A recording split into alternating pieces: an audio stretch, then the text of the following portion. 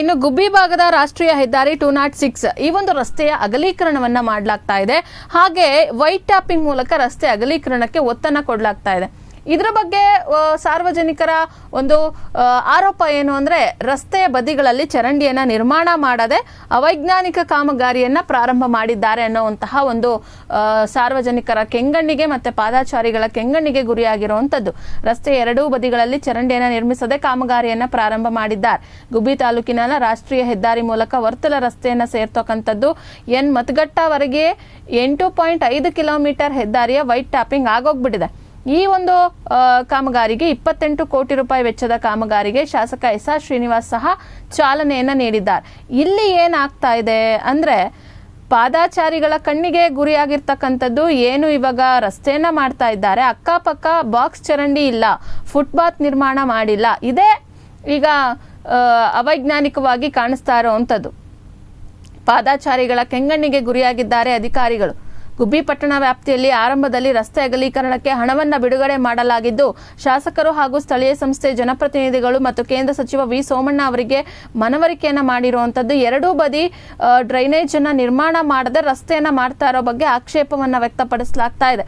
ಕೆಲವು ವರ್ತಕರು ರಸ್ತೆಯ ಮೇಲೆ ಬಂದಿದ್ದಾರೆ. ಈ ಬಗ್ಗೆ ಗಮನ ಹರಿಸದಂತ ಅಧಿಕಾರಿಗಳು ಕಾಮಗಾರಿ ಆರಂಭಕ್ಕೂ ಮುನ್ನವೇ ಸಾರ್ವಜನಿಕರು ಹಾಗೂ ವರ್ತಕರ ಜೊತೆ ಚರ್ಚೆ ನಡೆಸಬೇಕಿತ್ತು. ಇದ್ರ ಬಗ್ಗೆ ಶಾಸಕರು ಸಹ ಪ್ರತಿಕ್ರಿಯೆಯನ್ನ ನೀಡಿ ಮಾತನಾಡ್ತಾ ಇರುವಂತದ್ದು.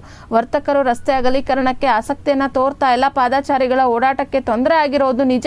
ಸಾರ್ವಜನಿಕರು ಮತ್ತೆ ವರ್ತಕರ ಸಭೆ ಕರೆಯೋದಕ್ಕೆ ಅಧಿಕಾರಿಗಳಿಗೆ ಸೂಚನೆಯನ್ನ ನೀಡುವಂತ ಭರವಸೆಯನ್ನ ಇಲ್ಲಿ ಶಾಸಕರು ಸಹ ಕೊಡ್ತಾ ಇದ್ದಾರೆ. ಇನ್ನು ಈ ವಿಚಾರಕ್ಕೆ ಸಂಬಂಧಪಟ್ಟಂತೆ ಶಾಸಕ ಎಸ್.ಆರ್. ಶ್ರೀನಿವಾಸ್, ಪಟ್ಟಣ ಪಂಚಾಯಿತಿ ಮಾಜಿ ಸದಸ್ಯ ಮೊಹಮ್ಮದ್ ಸಾದಿಕ್ ಮಾತನಾಡಿದ್ದಾರೆ. ನೋಡೋಣ.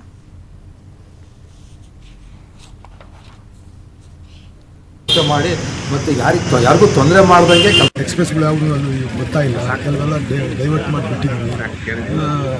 ಎಲ್ಲ ಸಮರ್ಪಕವಾಗಿ ಎಲ್ಲ ರಸ್ತೆ ಕಾಮಗಾರಿಗಳು ಆಗಬೇಕು ಅಂದ್ರೆ ಈ ಥರ ತೊಂದರೆಗಳು ಆಗ್ತದೆ. ಅಲ್ಲ, ರಸ್ತೆಗಳು ಅಗಲೀಕರಣ ಆಗೋದ್ರಿಂದ ಎಲ್ಲ ಓಡಾಡೋದಕ್ಕೆ ಬಾಧ್ಯಚಾರಿಗಳಿಗೆ ಒಂದಿಷ್ಟು ಸಮಸ್ಯೆ ಆಗ್ತಾ ಇದೆ. ಸರ್, ಇದು ನಾವು ಇನ್ನೂ ಅದನ್ನ ಡಿಸೈಡ್ ಮಾಡಿಲ್ಲ. ನಾವು ಅಕ್ಕಪಕ್ಕ ಅಗಲ ಮಾಡಬೇಕು ಅಂದ್ಕೊಂಡಿದ್ದೀವಿ. ಇನ್ನು ವರ್ತಕರೆಲ್ಲ ಬೇಡ ಅಂತವೆ. ಅದ್ರ ಬಗ್ಗೆ ಒಂದು ಮೀಟಿಂಗ್ ಕರೆದು, ಯಾಕೆಂದ್ರೆ ಪಾದಚಾರಿಗಳು ಸಮಸ್ಯೆ ಆಗುತ್ತೆ. ವರ್ತಕರು ಹೇಳಿದ್ರು ಒಂದು ನಮ್ಮ ಡ್ರೈನೇಜ್ ಮಾಡಿ ಡ್ರೈನೇಜ್ ಪಕ್ಕಕ್ಕೆ ಪಾದಚಾರಿಗಳು ತಿರುಗಾಡೋಕ್ಕೆ ಜಾಗ ಮಾಡಬೇಕು. ನಾವು ರೋಡು ಅಗಲ ಮಾಡಬೇಕು. ಅದಕ್ಕೆ ಕೆಲವರೆಲ್ಲ ವರ್ತಕರು ಬಂದು ಬೇಡ ಅಂತಾರೆ.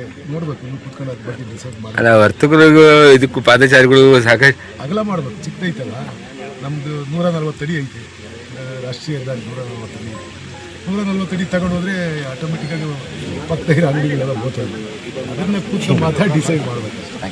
ನಮ್ದು ಈಗ ನಮ್ಮ ಶಾಸಕರು ಮತ್ತು ಈಗ ರೈಲ್ವೆ ಸ್ಟೇಷನ್ ಕೇಂದ್ರ ಸಚಿವರು ಸೇರ್ಕೊಂಡು ನಮ್ಮದು ವೈಟ್ ಟ್ಯಾಪಿಂಗ್ ಅಂತ ಮಾಡಿಸಿ ಗುಬ್ಬಿ ಟೌನಲ್ಲಿ ಡಬಲ್ ರೋಡ್ ಮಾಡಿ, ಡಬಲ್ ರೋಡ್ ಇರೋ ರೋಡ್ಗೆ ಸ್ವಲ್ಪ ಅಗಲೀಕರಣ ಮಾಡಿ ಮಾಡ್ತಾ ಇದ್ದಾರೆ.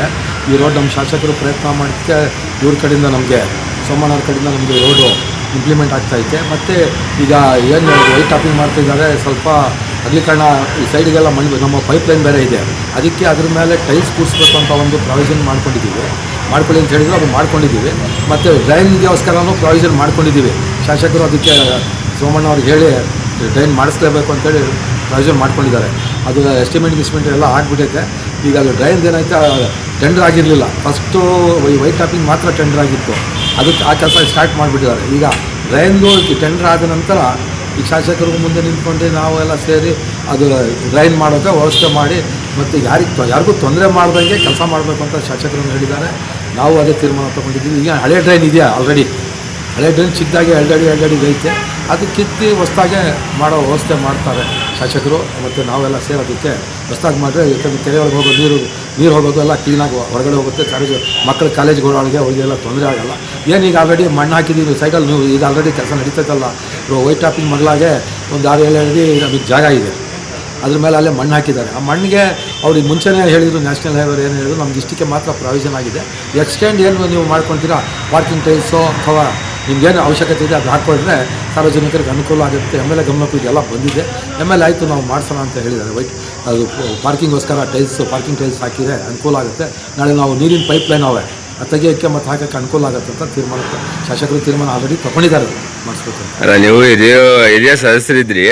ಏನು ಅಂದರೆ ಎಲ್ಲ ಒಂದು ಕಡೆ ರಸ್ತೆ ಈಗ ಅದು ಎಲ್ಲ ಒಂದು ಅಗಲೀಕರಣ ಆಗ್ತಾ ಇರೋದ್ರಿಂದ ಒಂದಿಷ್ಟು ಅನುಕೂಲ ಆಗ್ತಾ ಇತ್ತು. ಬಟ್ ಆದರೆ ಎಲ್ಲ ಒಂದು ಕಡೆ ಈ ಥರ ಅಂಗಡಿಗಳು ಎಲ್ಲ ಈ ಥರ ರೋಡಲ್ಲಿ ಇಟ್ಕೊಳ್ಳೋದ್ರಿಂದ ವಿದ್ಯಾರ್ಥಿಗಳಿಗೆ ಆಗಲಿ ಸಾರ್ವಜನಿಕರಿಗೆ ಆಗಲಿ ಪಾದಚಾರಿಗಳಿಗೆ ಓಡಾಡೋಕ್ಕೆ ಸಮಸ್ಯೆ ಆಗ್ತಾ ಇಲ್ವಾ ಈಗ ಅಂತ. ಈಗ ಸದ್ಯಕ್ಕೆ ರಿಪೇರಿ ಆಗತ್ತಕ್ಕ ಸಮಸ್ಯೆ ಆಗುತ್ತೆ. ಇದು ವೈಟ್ ಟಾಪಿಂಗ್ ಫೈನಲ್ ಆದ ನಂತರ ಈಗ ನಿಮಗೆ ನೋಡ್ತಾ ಇದ್ರೆ ಅಲ್ಲೇ ರೋಡ್ ಬಿಟ್ಟು ಪಕ್ಕದಾಗಿ ಒಂದು 7-8 ಅಡಿ ಜಾಗ ನಮ್ಮದೇ ಅದೇ ಉಳ್ತೀನಿ. ಡ್ರೈನ್ ಬಿಟ್ಟರೆ 10 ಅಡಿ ತನಕ ಜಾಗ ಹೋಗುತ್ತೆ. ಅದು ಸೆಟೇಟ್ ಹಾಕ್ಬಿಟ್ರೆ ಮಕ್ಕಳು ಕಾಲೇಜ್ ಹೋಗೋ ಮಕ್ಕಳಿಗೆಲ್ಲ ಅನುಕೂಲ ಆಗುತ್ತೆ. ಈ ಸದ್ಯಕ್ಕೆ ರಿಪೇರಿ ಆಗ್ತಾ ಇರೋದ್ರಿಂದ ಎಲ್ಲ ರೋಡಲ್ಲಿ ಓಡಾಡ್ತಾರೆ. ಈ ಮೊದಲನೇ ಜನನೂ ನಮಗೆ ಪಬ್ಲಿಕ್ ಸಹಕಾರ ಕೊಡಬೇಕು. ಸ್ವಲ್ಪ ತೊಂದರೆ ಆಗುತ್ತೆ ರೋಡ್ ಕೆಲಸ ಆಗೋದು. ಏನಂತೆ ರೋಡಿಗೆ ತಂದುಬಿಟ್ಟು ಅಂಗಡಿಗಳು ಮಾಡಿಕೊಂಡ್ರೆ, ಗಟ್ಟಿ ಅಂಗಡಿ ಮಾಡಿಕೊಂಡು, ತರಕಾರಿ ಅಂಗಡಿ ವೆಹಿಕಲ್ ನಿಲ್ಲಿಸ್ಕೊಂಡ್ರೆ ಅದಕ್ಕೆ ಸಹಕಾರ ಜನ ಕೊಡಬೇಕು. ಜನ ಕೊಟ್ಟರೆ ಮುಂದಿನ ದಿನ ಅವರಿಗೆ ವ್ಯಾಪಾರಗಳು ಅನುಕೂಲ ಆಗುತ್ತೆ. ವರ್ತಕರು ಸಹಕಾರ ಕೊಟ್ಟರೆ ಇದಕ್ಕೆ ಅವ್ರ ಅಂಗಡಿಗಳಿಗೆ ವ್ಯಾಪಾರ ಆಗುತ್ತೆ. ನಮ್ಮ ತಾಲೂಕಿಗೆ ಬರೋದು, ನಮ್ಮ ಟೌನಿಗೆ ಬರೋದು, ಹೊರಗಡೆಯಿಂದ ಯಾರು ವ್ಯಾಪಾರಕ್ಕೆ ಬರೋಲ್ಲ. ಎಲ್ಲ ನಮ್ಮ ತಾಲೂಕು ಜನನೇ ಬರೋದು. ನಿಮ್ಮ ಅಂಗಡಿ ಮುಂದೆ ಪಾರ್ಕಿಂಗ್ ಐತೆ ಅಂದರೆ ಅಂಗಡಿ ವ್ಯಾಪಾರ ಮಾಡೋಕ್ಕೆ ಜನ ಬರ್ತಾರೆ. ಪಾರ್ಕಿಂಗ್ ಇಲ್ಲ ಅಂದರೆ ಮುಂದಿನ ಅಂಗಡಿ ಎಲ್ಲ ಐತೆ ಅಲ್ಲಿ ಪಾರ್ಕಿಂಗ್ ಹೊರಟೋಗ್ತಾರೆ. ಅದರಿಂದ ನಮಗೆ ವರ್ತಕರು ಎಲ್ಲ ಇದಕ್ಕೆ ಸಹಕಾರ ಕೊಟ್ಟರೆ ಅವರ ವ್ಯಾಪಾರ ಮುಂದೆ ಹೆಚ್ಚಾಗುತ್ತೆ. ಇದು ಅನುಕೂಲ ಆಗುತ್ತೆ. ಜನ ಗಿರಾಕಿಗಳಿಗೆ ಅನುಕೂಲ ಸಿಕ್ಕಿರೋ ತಾನೆ. ಈಗ ನಾವು ನಿಮ್ಮ ಅಂಗಡಿಗೆ ಬರಬೇಕಂತ ಬರ್ತೀವಿ, ನೀವು ಕಾರ್ ನಿಲ್ಸೋಕ್ಕೆ ಜಾಗ ಇರೋಲ್ಲ, ಮುಂದಕ್ಕೆ ಹೋಗ್ತಿರ್ತೀವಿ, ಬೇರೆ ಅಂಗಡಿಗೆ ಹೋಗ್ತೀವಿ. ನಿಮ್ಮ ಅಂಗಡಿ ಮುಂದೆ ಜಾಗ ಇದೆ, ನಿಮ್ಮ ಅಂಗಡಿ ಮುಂದೆ ನಿಲ್ಲಿಸಿ ನಿಮ್ಮ ಅಂಗಡಿಗೆ ನುಗ್ತೀವಿ ವ್ಯಾಪಾರಕ್ಕೆ. ಅದರಿಂದ ಎಲ್ಲ ವರ್ತಕರು ಸಹಕಾರ ಕೊಟ್ಟರೆ ಅವ್ರಿಗೆ ನೆಕ್ಸ್ಟ್ ಇದು ಬಿಸ್ನೆಸ್ ಇಂಪ್ರೂವ್ ಆಗುತ್ತೆ, ವ್ಯಾಪಾರ ಇಂಪ್ರೂವ್ ಆಗುತ್ತೆ, ದುಡಿಮೆನೂ ಆಗುತ್ತೆ, ನಮ್ಮೂರು ಅನುಕೂಲನೂ ಆಗುತ್ತೆ. ಇದು ನಮಗೆ ಏನು ರಿಂಗ್ ರೋಡ್ ಮಾಡಿದ್ದಾರೆ, ರಿಂಗ್ ರೋಡಿಂದ ನಮಗೇನು ತೊಂದರೆ ಆಗಿಲ್ಲ. KSRTC ಬಸ್ ಒಂದು ಸ್ವಲ್ಪ ತೊಂದರೆ ಬಿಟ್ಟರೆ ಈಗ ಅದಕ್ಕೆ ಶಾಸಕರು ಅವರೇ KSRTC ಏನೈತೆ ಬಂದೋಬಸ್ತ್ ಮಾಡ್ತಾರೆ. ಬಸ್ ಸ್ಟ್ಯಾಂಡ್ ಆದಮೇಲೆ ಕಂಡೀಷನಾಗಿ ಬರೋಕ್ಕೆ ವ್ಯವಸ್ಥೆ ಮಾಡಿಕೊಡ್ತಾರೆ. ರೋಡ್ ಆಗುತ್ತೆ ಸ್ವಲ್ಪ ತೊಂದರೆ ಆಗುತ್ತೆ. ಈಗ ಆಲ್ರೆಡಿ ರೋಡ್ ಆಗ್ತೈತೆ, ನಾವೆಲ್ಲ ನೋಡಿದ್ದೀವಿ. ಅದರಿಂದ ನಮಗೇನು ತೊಂದರೆ ಆಗೋಲ್ಲ. ನಮ್ಮ ತಾಲೂಕು ಜನ ಎಲ್ಲ ಟೌನ್ಗೆ ಆರಾಮಾಗಿ ಬಂದು ಹೋಗ್ಬೋದು. ವ್ಯಾಪಾರಕ್ಕೂ ಚೆನ್ನಾಗಿ ವ್ಯಾಪಾರ ಆಗುತ್ತೆ. ಅದರಿಂದ ನಾವು ಫುಟ್ಪಾತ್ ಒಂದು ನಮ್ಮ ಮುನ್ಸಿಪಾಲ್ಟಿಯವರು, ನಮ್ಮ ಶಾಸಕರು ಮನಸ್ಸು ಮಾಡಿದ್ದಾರೆ ಆಲ್ರೆಡಿ. ಅದು ಫುಟ್ಪಾತ್ಗೆ ಏನು ಮಾಡಬೇಕು, ಟೈಲ್ಸ್ ಹಾಕಿಸ್ಬೇಕು, ಏನು ಮಾಡಬೇಕು ಅನ್ನೋ ಅವ್ರ ಗಮನಕ್ಕೆ ಬಂದೈತೆ. ಮುಂದಿನ ದಿನದಲ್ಲಿ ಇದೆಲ್ಲ ಫೈನಲ್ ಆದಮೇಲೆ ಅವ್ರು ಮಾಡಿಸ್ತಾರೆ. ಎಕ್ಸ್ಪ್ರೆಸ್ಗಳು ಯಾವುದು